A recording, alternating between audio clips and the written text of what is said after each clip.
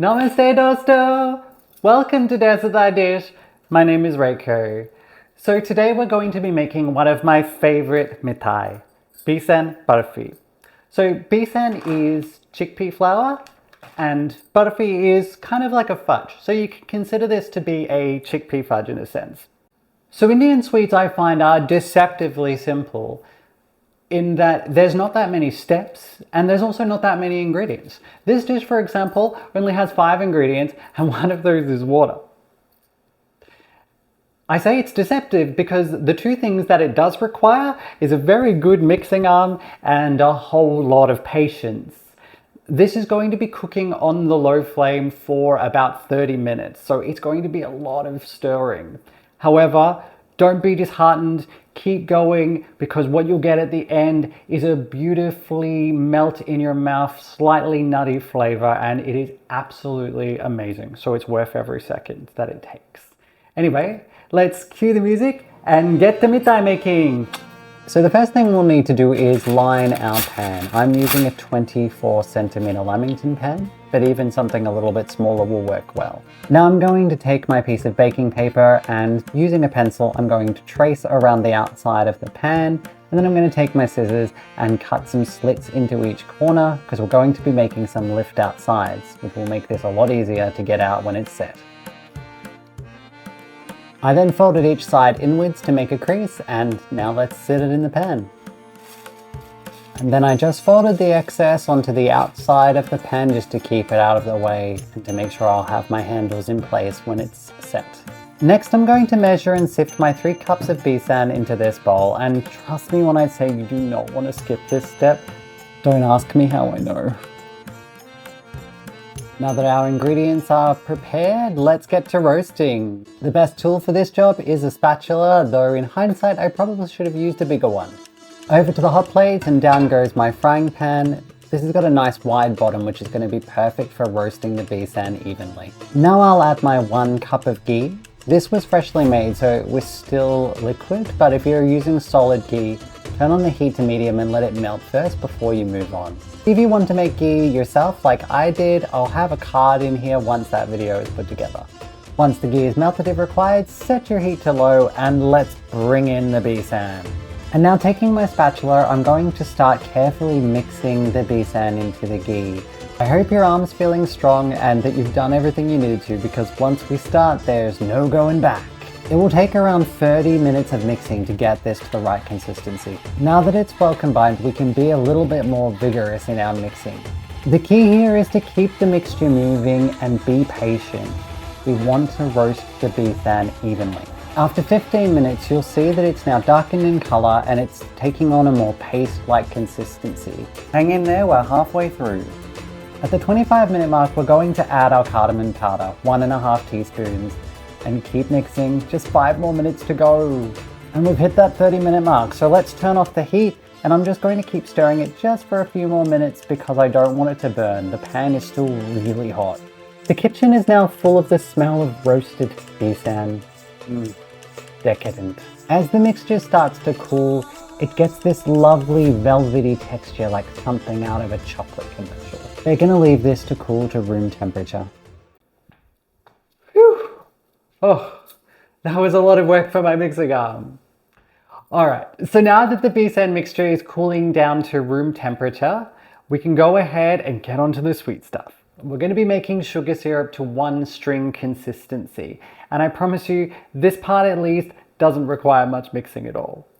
So let's get to it. So just before I do get to the sugar syrup, I'm going to also prepare the decoration for the top of my barfi. So this is 1 tablespoon of pistachios, which I'm going to finely chop. This is of course completely optional. So to a medium saucepan, I'm going to add 1/2 cup plus 1 tablespoon of water. To this I'll add 2 cups of white sugar and switch on the heat to medium. Mix it lightly as we wait for the sugar to dissolve. Now that the sugar is dissolved and our syrup is boiling, we can reduce the heat to low, and we're going to boil this until it reaches 1 string consistency. The easiest way is if you have a thermometer, because it should measure 110 degrees Celsius. We can switch off the heat. Now I'm going to carefully pour my sugar syrup into the besan.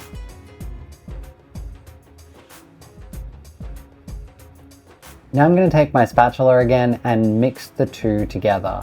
We want to make sure that we do this pretty quickly, as once the sugar syrup starts to cool down, it will harden and make your job a lot more difficult. And now I'll bring it over to the bench and I'll start turning it out into my pan.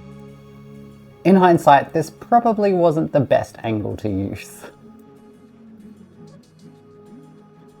Now that it's all in there, I'm going to start using my spatula to carefully push the mixture around so I can get it evenly spread throughout the pan. And this can be a little bit challenging because it's already getting quite sticky and the paper keeps moving. So I kind of have to hold the paper and move it around at the same time.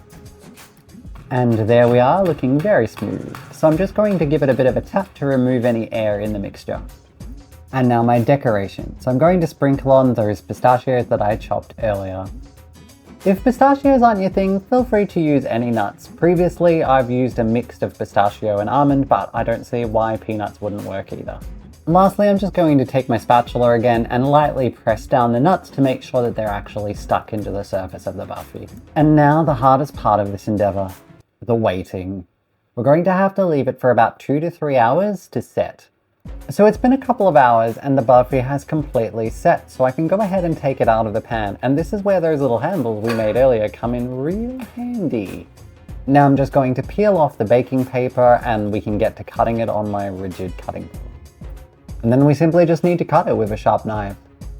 I'm cutting mine into 64 pieces because I'm making this for a party and I want to make sure that everyone gets some. But you can definitely cut the pieces bigger than this if you've only got a small gathering. Alright, we're back. It's been several days since the party, but the barfi was a complete success. Pretty much all of it got eaten, which is pretty awesome considering that I cut the pieces very small and most of the people there probably hadn't even heard of it before. So I hope it was something new and exciting for them. So I was pretty clever though. I made sure to keep a few pieces aside and not take them to the party, so I had some to share with you. So let's give it a bit of a smell first. Barfi has this lovely smell to it. It's kind of nutty, sort of like peanut butter, but then there's also this creaminess to it, which, it's just so good. So let's go ahead and give it a taste, shall we? Oh, that is so delectable. It's so rich. It has that lovely nutty taste and it's also super sweet, which I love. I never get tired of eating this mithai. If you enjoyed this video, give it a like, and if you want to catch what dish I get up to next time, please subscribe. Thank you so much for watching, and Thea Malenge, I'll catch you in the next one.